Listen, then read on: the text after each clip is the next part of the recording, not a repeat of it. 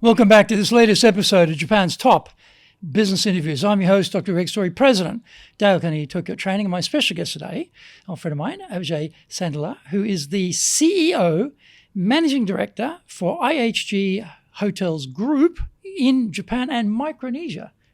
Have I got that right? You got that right. Thank you, Greg, and thank you for having me. Yeah, and you've had an amazing career, So let's wind the clock back a bit. You've done a number of amazing things. And what was sort of happening that got you to this job in Japan? Where is the backstory a little bit? Thanks, Greg, for the question. Absolutely very fortunate to have traveled the world in my career. And I think that's the amazing part of hospitality. It takes you to different parts of the world. And I have had the opportunity to work in 8 different countries, Japan being the latest. I arrived here in March 2022. At the back of COVID, which was some of the toughest times our industry has seen. And if we rewind the clock to your question, I started out my career, initially I was born and raised and grew up in India. And that was certainly formative in my transformation or creation of who I am as a leader today. I went and studied in the Netherlands, and then I started out my career in consulting in the Middle East, in Dubai, when Dubai was going through some of its biggest growth in hotels across the region. So, varied experience, but a lot of those experiences in different countries have made me who I am and made me the leader, and equipped me to be the leader I am today for this business in Japan. Interesting mix, where you did have a consulting background, but also hospitality. You don't normally get that combination. I think you're the first person I've met in the industry who's got that sort of background. Yeah, so I went to hotel school. So I started out in hospitality because I wanted to be a chef. And I was very determined I was going to go to hotel school because I really enjoy cooking. I still enjoy cooking. And for those of you who realize most of my workouts are futile, you'll realize why. It's because I have a great love for food and wine. And that's what prompted me to join the hospitality industry. And then I realized I worked out very quickly, and exactly why I have so much admiration for all our chefs in the industry, that it was very hard work. And I needed to change to change what I did and work really hard to do something differently. And that's when I started. I did a master's degree, and then started out in consulting. And then I spent most of my career prior to this role looking after our operations and development in Japan, working on our on the real estate side of hotels. So initially market and financial feasibility studies for investors looking to build new hotels. And then I worked in the in-house feasibility teams for a few operators before I joined IHG in 2016. Yeah, again, that's a bit unusual too, because you're in the sort of, as you say, the real estate side of things and the planning, and getting all that right. And so, you had some leadership roles before you got to Japan, so you weren't new to leadership by any means. And consulting is also one of those sort of crucibles of a lot of different talents and abilities, isn't it? There's so many things going on there in the skill set to make that work. So you come very well armed, very well equipped, I would suggest, for Japan. But when you first get here, though, and I'm sure you'd been to Japan before you came on the work posting here, but that's a little bit different, visiting and living here and working here. But having seen around the world how things work, Middle East, etc., 8 countries I think you mentioned, probably most of the continents in the world, you've probably covered them all. What did you notice a little bit different about running a team in Japan when you got here? What things stood out for you? Yeah, I mean, first of all, it's been the honor of a lifetime to run a business in Japan. And also, it's probably the part of my career that I went through the steepest learning curve on many facets. So first of all, it was my first real leadership role in terms of I ran development teams, which were 5-6 people, and ran our feasibility investment teams, which were 5 or 6 people, to then take on this role, which was over 5,000 colleagues across our operating estate. And I love that. I'm going from 5, not to 50, not 500. Let me just go straight to 5,000. That is a massive jump, isn't it? Totally. And I think that's what, it was certainly a baptism by fire. Not only was it the first time I was running an operating region, but also It was the first time working in Japan. While I had some experience in running our development team in Japan, working when I was in Sydney, I was flying in and I was spending a lot of time with some of our investment partners up here.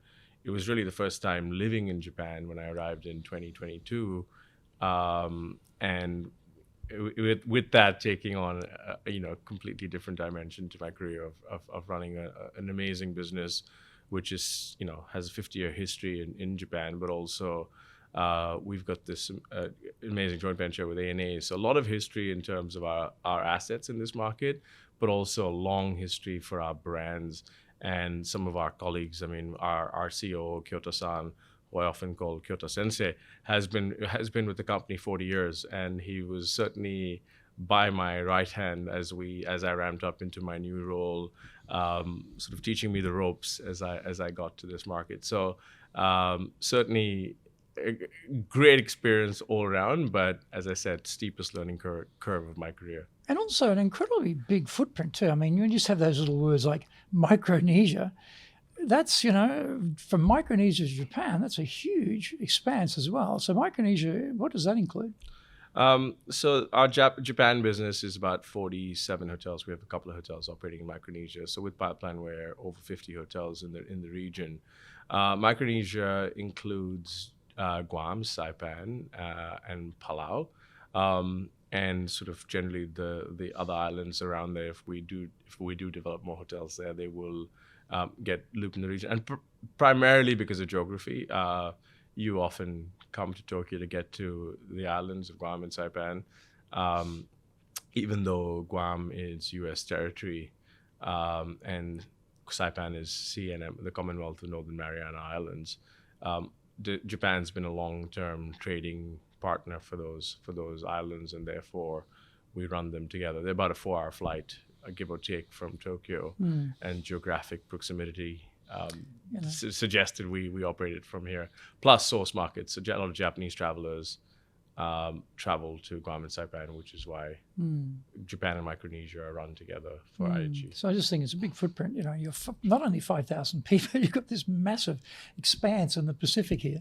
In terms of the actual leading of people in Japan, when you, as mentioned before, there are some things Japan to some extent, but when you're actually on the ground here leading people, things start to pop up. You go, oh, that's not quite what I expected, or that is great. I didn't expect that. It's better than I thought. Or what were the sort of differences you came across in terms of leading in Japan? Yeah, I think Japan's one of those markets there where you really have to earn your stripes.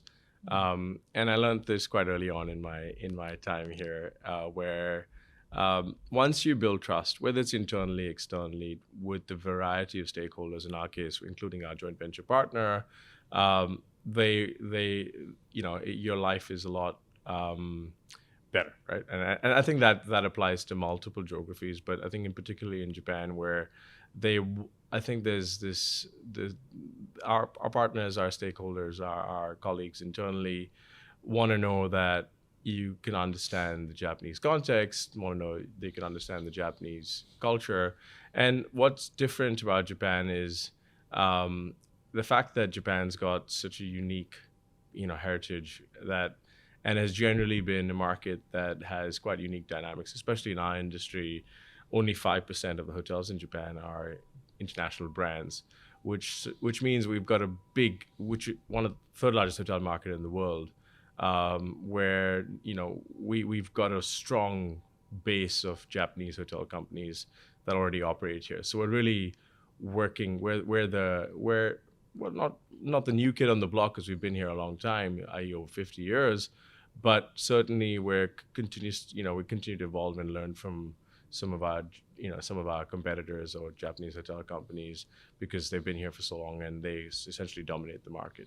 What was one thing you learned? As you say, you were being mentored, you were being educated on Japan, but in terms of the business, what was one major lesson you realized about, okay, Japan, it's going to be like this, maybe not what I expected, or not what I've prepared for, or not what I was aware of? Any one particular thing stand out? Yeah, I think the way decisions are made was probably my first learning in Japan. And I was working in our development team in Australia, and it was quite often, Greg, you'd appreciate this being originally Australian, that you could go into a meeting room, you could get some of the key stakeholders in a room, and you could basically nut out a conversation, agree a decision, and move forward.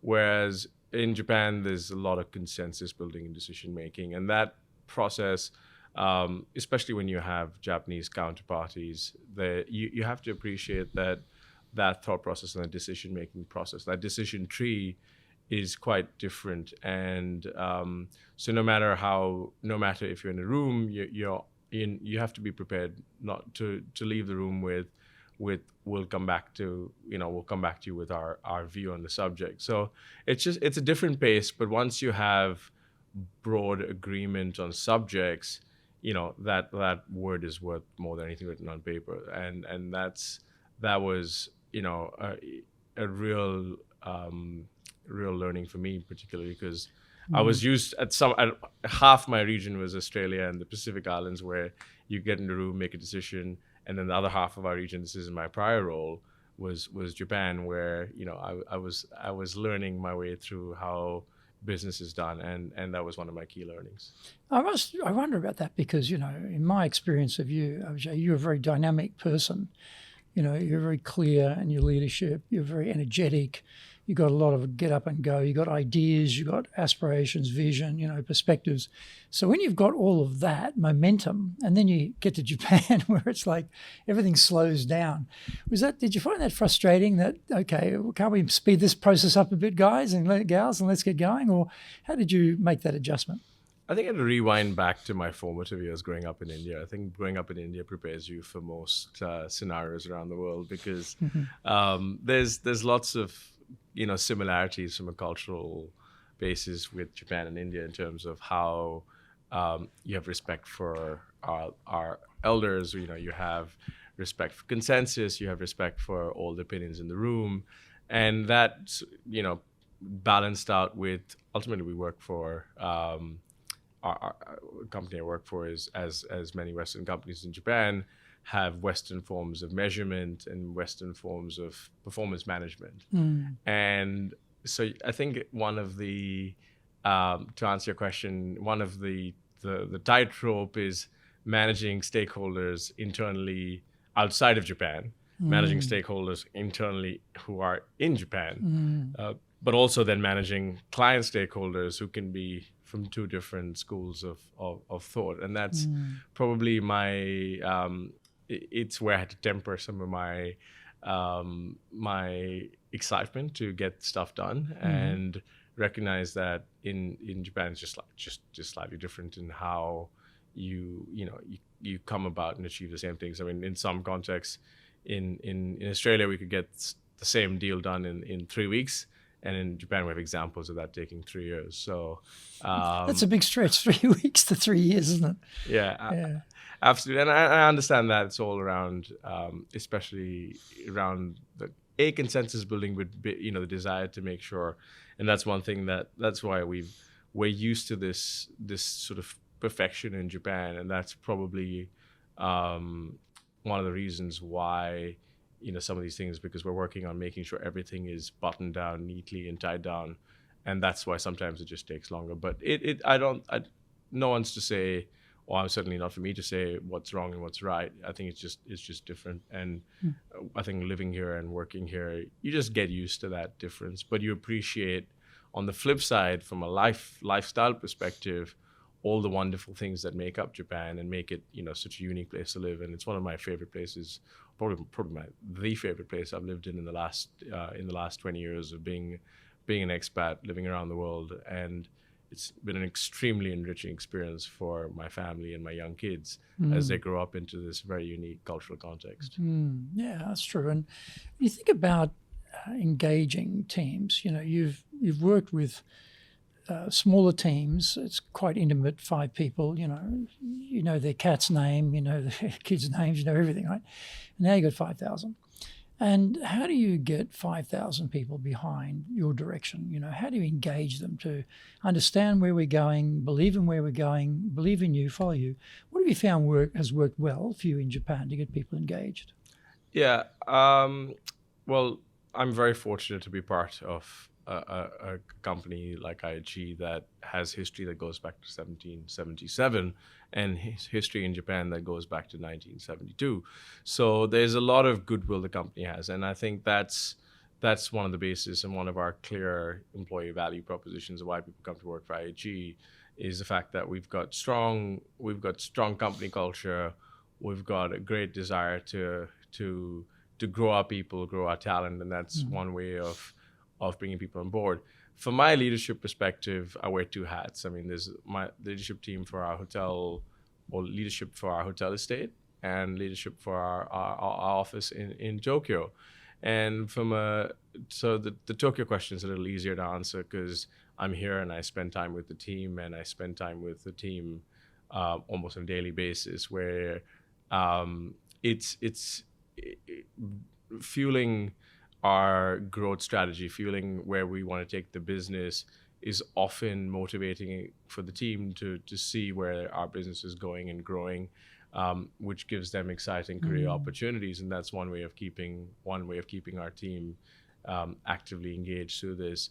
And a similar story, although one layer removed, is for our hotel colleagues, right? As they grow their careers, as they get more opportunities, as we bring more exciting brands to market, that's one way of bringing a level of engagement across our operating estate and our operating colleagues. I mean, we can design lots of beautiful buildings, but they only come to life once we have our amazing colleagues that deliver our guest experience and deliver our purpose of what we call true hospitality for good. So I think on many levels, I'm helped by the wonderful brands we have within our portfolio, but also the history. What are some of those new brands? Like, people may know the AMEA or some of the traditional hotels, but what are some of these new brands that you're talking about, that you've introduced? Great question, Greg. And I think one of our favorite brands, and one brand that's had tremendous success more recently, is our Hotel Indigo brand. And the cornerstone of the Hotel Indigo brand is it's based on the neighborhood it operates in. So it's the inspiration from uniforms to menus to greetings to essentially everything we do is customized for that neighborhood. We opened a Hotel Indigo here in Shibuya, and our team there, Rebecca, our general manager there with the team, has done a fantastic job of creating a culture which is reflective of Shibuya. So from a guest perspective, that they can really live what Shibuya is, but also, I mean, for example, we have general neutral uniforms, and that's so very Shibuya in many contexts. Of being Shibuya is often seen as our startup hub and startup haven for Japan, but also cutting edge from a DE&I perspective. So that hotel really lives it from that's only one aspect, right? The physical attributes of the hotel talk about, from a design perspective, speak to the fashion of Shibuya. And actually all our rooms have records in them. So you can actually order up a record player and play your favorite record in your room. And again, all that takes inspiration. Vinyls, absolutely. Wow, vinyls. okay, that's and very cool. Takes inspiration from the local fabric of that makes up Shibuya. So, and that story applies to all the 5 operating hotels or 4 operating hotels in across Japan, in markets like Karuizawa and Inuyama. And more recently, we brought our Voco brand as well to Japan. Which one? Voco, which opened in Osaka mid 2023, and that's, again, that brands will continue to grow from strength to strength. And at the top end, we will open our first Six Senses in Kyoto in May this year. So Indigo, Voco, Six Senses, 3 new ones. People may not be familiar with these. Regent is another brand that's got a lot of history. That started out in Asia. At the top end luxury spectrum, and we'll open a Regent in Kyoto in 2026. And we've also brought the largest brand in the world, the Holiday Inn Express brand, to Osaka in 2020 with the opening of our Holiday Inn Express on Mido Suji in Osaka. So very dynamic, growing business, but also a dynamic environment for our brands to grow, because Japan is one of the most exciting hotel markets in the world. As you said before, it's a very densely serviced accommodation market here, isn't it? And in terms of, as an individual leader, do you use town halls to get people together? Do you have events where you launch a hotel and lots of people come and they get the pixie dust excitement? I mean, in terms of getting that engagement, because what you're talking about is the growth of the organization and the growth of the brands in itself is exciting, and people see, okay, career progression, opportunities are going to come up. I can step up in this organization because it's continually expanding. But in terms of your day-to-day engagement with the team, any particular techniques or things you've found work well? Yeah, I think authenticity is the word that comes to mind. And I think we've got what we've tried to do is build a culture for the next generation in Japan. To appeal to a wider demographic.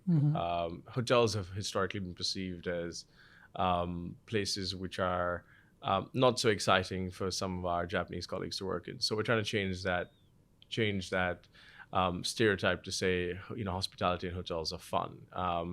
And we try and bring that point. Why I'm actually interested. Why would Japanese staff think working in hotels is not fun? What is driving that thought? That thought never occurred to me. I wonder, where is that idea coming from? Yeah, there's a couple of reasons. It's long hours, it's weekend hours, and I think it's not shift only work is hard. It's shift work. It's not only Japan. I think you're standing a lot of the time too, with different jobs in restaurants and kitchens and whatever, right? Yeah. All those factors, right? And as the job market gets tighter, people have found more appealing alternatives. So we need to make sure we're bringing the fun back into hospitality. We'll start here in what we call our Tokyo Support Center. We call it our support center in particular because we are here to support our operating hotels, and we're here to provide support essentially for operating hotels. But within the office here in Tokyo, where we work and try really hard to create an environment of fun.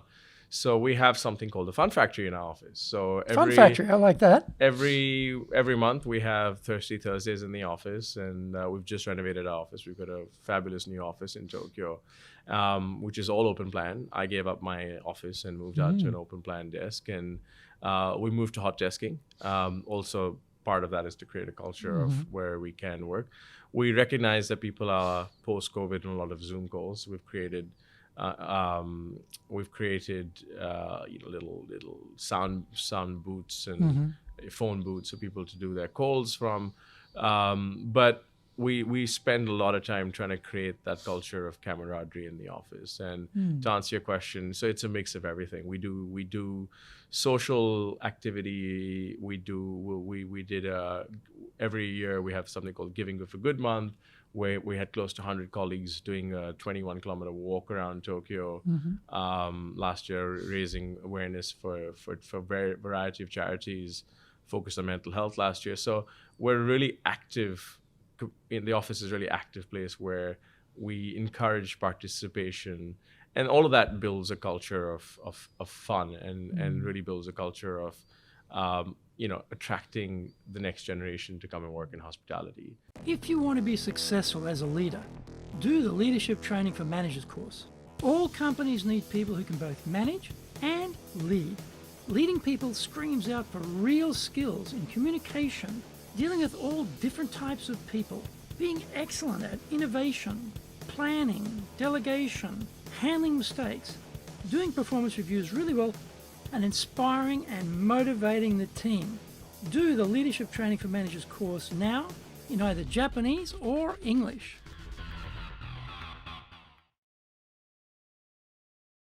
Are you doing business with Japan? Do you really know how things work? Japan Business Mastery provides the answers. Do you have the right networks and know how to create them? Do you know how to get on the same wavelength with Japanese buyers? Do you know what being trustworthy looks like from the Japanese perspective? Japan Business Mastery is based on more than 30 years' experience in Japan and will become your go-to guide. Want to succeed in Japan? Buy Japan Business Mastery now. And also with hospitality, you can't dial it in from home. You've got to be on the ground, don't you, for most of the work. So you're one of the few industries that actually people didn't go home. They stayed and they worked in their work environment. They continue with that. So that's also, I guess, a bit of a glue, because a lot of companies are having trouble getting people to actually come back, and they're threatening them with all sorts of diabolical consequences if they don't, and they're trying to manipulate things so people come back. But I guess you didn't really have that issue here. In terms of getting ideas from people, because I know, having spent time with you, you've got a lot of ideas, you've got a lot of energy, you've got a lot of good insight into things, perspective, experiences that you've built up through a number of countries, a number of roles. So one of the dangers, and I suffer from this too, is I have a lot of ideas, and I have to really be careful with myself that I don't become the single driving idea generating force in the organization, and I actually allow other people to come up with their ideas, because I got tons. I got more than enough for me and more than enough for them, and I just run right over the top of them if I wasn't thinking about it. So what do you find works well to get ideas from the team rather than top down, bottom up? What works well? Yeah, I think it starts with the fact, so my leadership team, or our leadership team here in what we call our Japan Performance Leadership Team, starts with diversity, right? We've got a good mix of Japanese and foreign colleagues. We've also got a good mix of almost 50% female representation within that leadership team. So already, which is very rare in Japan.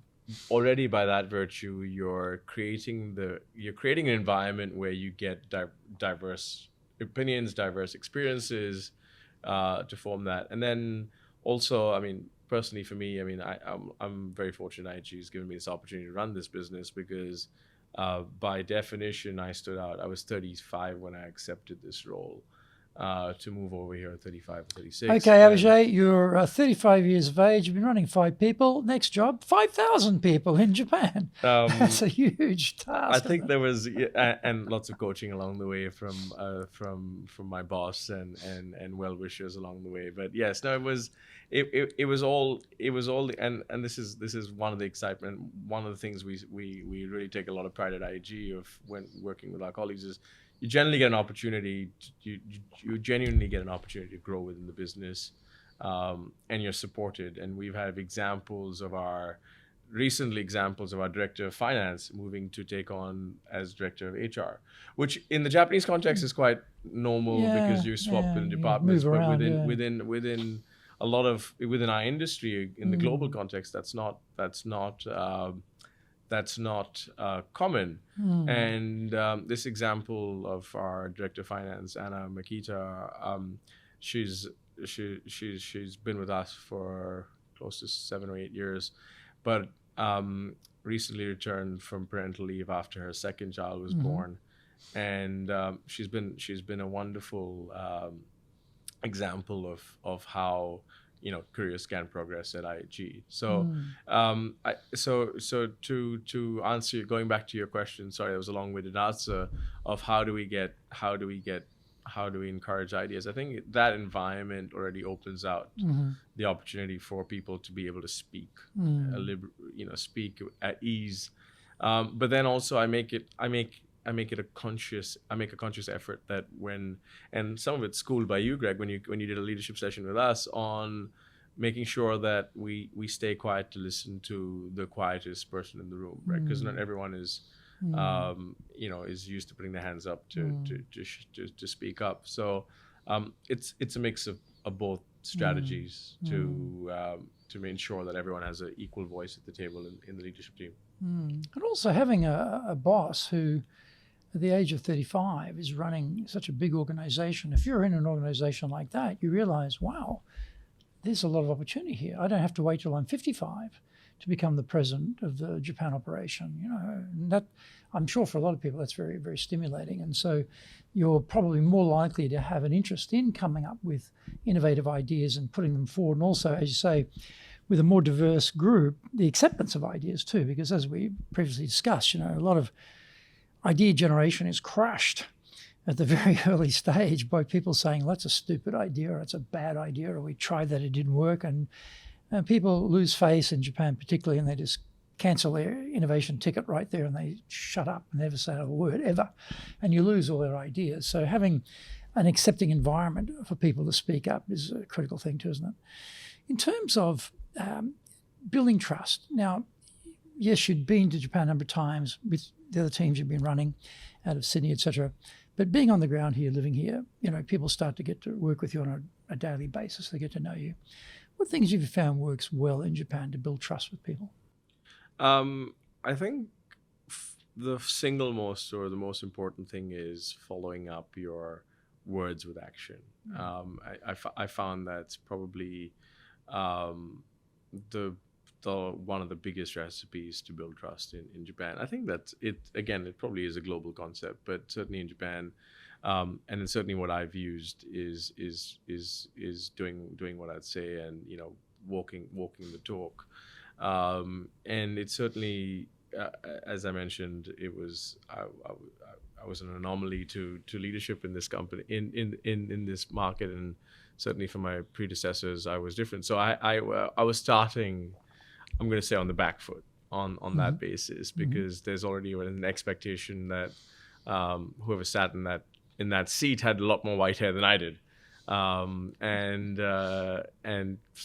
came from a background, a different background, for example. So I think I spent I made a very, very conscious effort when I moved into this role to listen to colleagues, listen to understand the context, understand where we were headed, understand what we needed to do to succeed. And once we went through that process, I ensured I was, following up in what I was saying, and I think I found that was good grounds to build trust. And then the other part of that puzzle was, as I said, our leadership team is quite diverse, and I spoke about another colleague earlier, who's 30 years senior to me, right? For example, so ensuring that some of our veteran colleagues had appreciated the history of our business, appreciated where we came from, appreciated why we did things we did in a particular way. And then similarly with our external stakeholders, our clients, our owners, our partners, replicating that process, I think, helped me build trust internally within the team, but also externally within our client base. Just on that, I mean, if I'm a local Japanese partner, and the new head of the company turns up and it's you, right, a 35-year-old guy, and I'm like, wow, normally I'm expecting lots of gray hair and, a senior person to be running such a big organization. So, in a Japanese hierarchical context, that must be quite shocking initially for them. Like, whoa. So how did you go about building trust with them? Because that probably, of the groups, probably the most difficult to persuade, because your internal group, you're the boss for a start. And also, you say it's got that diversity. So people are a bit more flexible around diversity of age and background. They can deal with it. But if you're a crusty old Japanese partner here, stakeholder here, be it company or whatever, owner, that may have been a little bit shocking for them, I wonder. How did you go about building a trust with that group? Yeah, I think similar concept, right? I think it was around ensuring they were heard, right? And ensuring that they were valued as partners, but also ensuring that the actions we were, as I referred to our office here as the Tokyo Support Center. And just remember, we came out of a really tough context where our colleagues, our joint venture partners, our hotel owners, a lot of our essentially clients went through the most difficult phases of operations ever. So it wasn't the time to be, saying, I think it was the time to be listening, right? It was just the time to understand the context, understand where we had been, and getting ready for what was next. I mean, we had to attract colleagues back to the industry. Yep. We had to essentially rebuild trust in the industry to start with.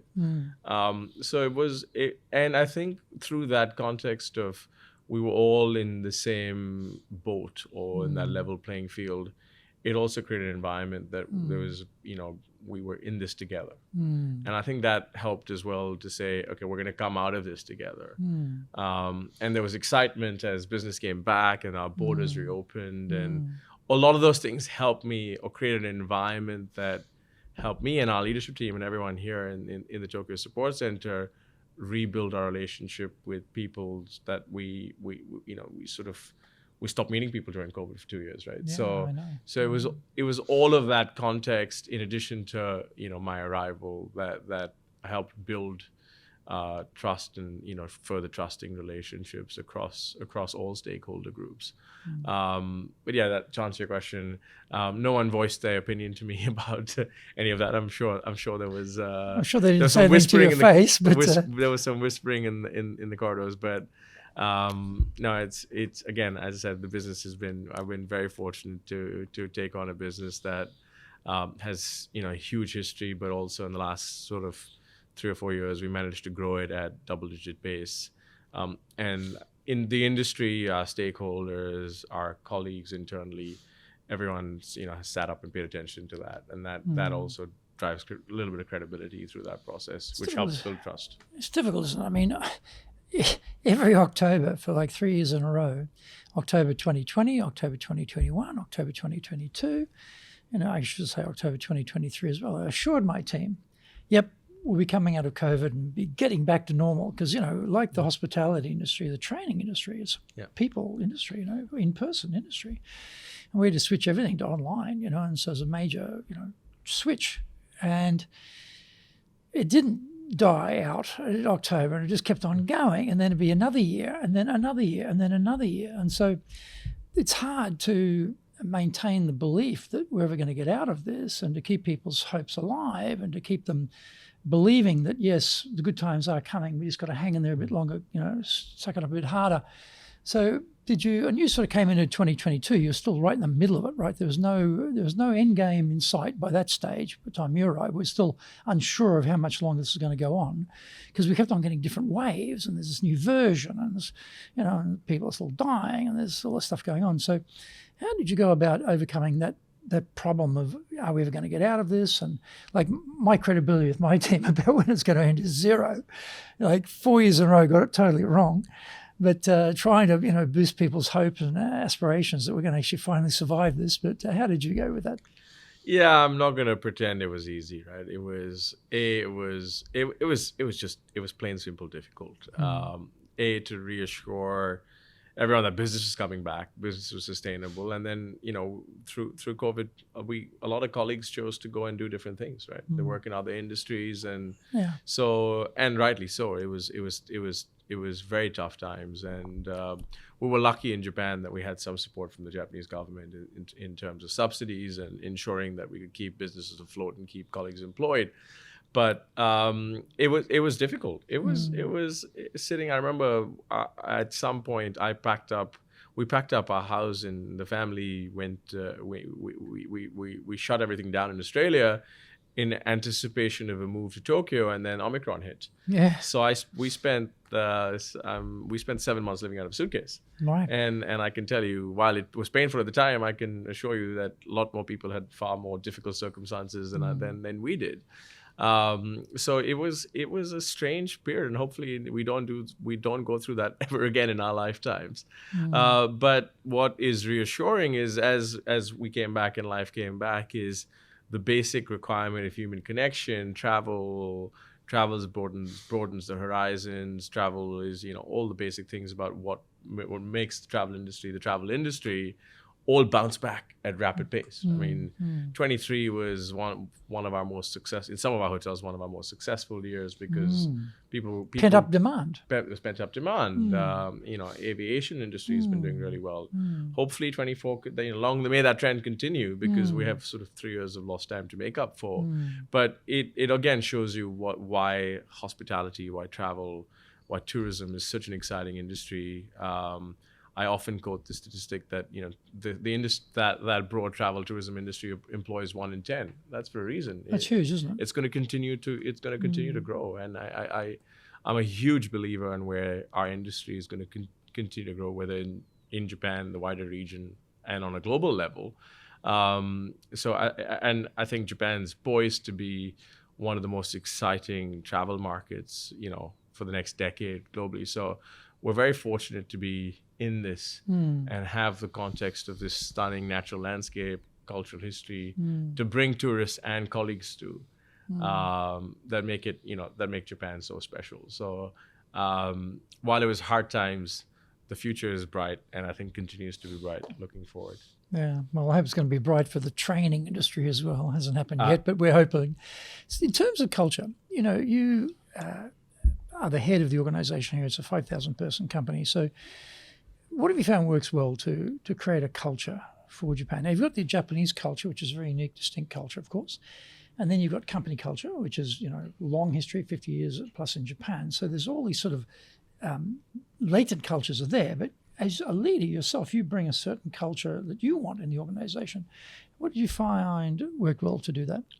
Yeah, I truly believe IHG is a company, or IHG in Japan and globally, is a company where everyone can thrive. And I think that's a culture that we try to live and breathe on a daily basis. I gave you some examples earlier today of how people have grown their careers with IHG, but also we want to create an environment where we are impacting the lives. We announced what we call our Journey to Tomorrow, which is our 2030 ambition, as we call it in Japan, on Sustainable Development Goals. Similarly at IHG, we call it the Journey to Tomorrow, and we truly believe this, and we try to live this on across the spectrum in IHG. We partnered in Australia. We created something, for example. We partnered with Oz Harvest, the food rescue service in Australia, and our colleagues in Sydney, and we took that platform. Chris, our head of our global corporate affairs team, set up a partnership with a gentleman who based in Okayama, Ken, who did the same food rescue, and we sponsored his first van. So we started Japan Harvest and that's just an example of the culture where we will go. We'll go out of our way to work with and impact the environment we are in our own little way of being a big company, but still trying to do as much as we can within the markets we operate in, providing employment for colleagues in those locations. As we know, there's been a flight of talent from the regional cities into urban parts of Japan, and we have very fortunate to have hotels as far as Yamaguchi-ken and up in Hokkaido and Kushiro down to Ishigaki-jima. So we have hotels across this country, and as we continue to grow our portfolio, we're opening hotels. We recently announced openings in Inuyama and Beppu. And Beppu is connected very close work with partners with the APU in Oita Prefecture. So it's Asia all about Pacific University. Absolutely, and it's all about all the it's those things that build culture of creating an environment where we appeal to a wide demographic of colleagues, but also you can really you have what we call internally room to be yourself, and that's I think all of that goes a long way in blending the very unique Japanese culture. Our company culture has been here a long way, but also something that I'm very emotional about and proud about. What we try and do is building that culture where you can thrive being yourself at IHG.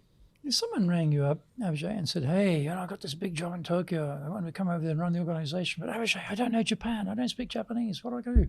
Give me some hints. How can I be successful?" What would you tell them? I'd say first make the effort to learn Japanese, How's it coming along? I have to confess, it's work in progress. I spent in my initial year, I spent 2 hours a week, and that dwindled as I got busy. And I'm getting back into it, or I'm back into it now. And I certainly think that helped me a lot, because conversational survival Japanese in a bar, taxi, all the places where you need it, just opens a different dimension of Japan. So I'd say first of all, and I'm sure you relate to that, Greg, given how long you've been here and your fluent Japanese skills.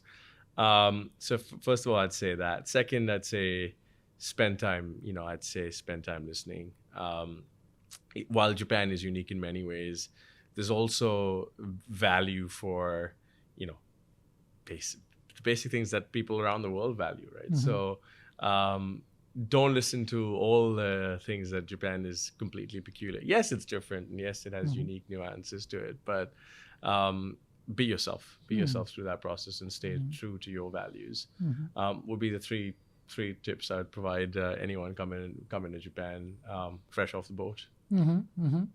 Any things they should avoid? Anything, any sort of booby traps or snares or, things that pay careful attention to this type of thing? I think in Japan, more than other parts of Asia, there's a real value for what I call dialed up human courtesies. Okay, this is dialed up human courtesies. Elaborate on that for me. And I think when I say that there's a lot of value in cohesion in Japan. There's a lot of value in being respectful of people around you, being respectful of the environment around you. And that just makes Japan what it is, so unique in terms of it's magnificently clean. It's very cordial. Everyone's very respectful of each other. So don't disturb that harmony that exists. And I think if you get that basic principle right, you often find that everything else flows. And you couple that with being yourself and being authentic and genuine, and people. I think people respect that. So I think that would be my watch out if for someone new to Japan. What about your definition of leadership? How would you define leadership? That's a great question. And I often think to myself of who am I as leader, and what makes me a leader. And I think I spoke about the building blocks of trust earlier today, but I really believe my mantra as a leader is essentially doing what you say you do and follow up and being authentic and genuine while you're doing that. So that's essentially quite simply how I define it, right? Leading from the front, being accountable and being responsible for and being accountable for what you stand for.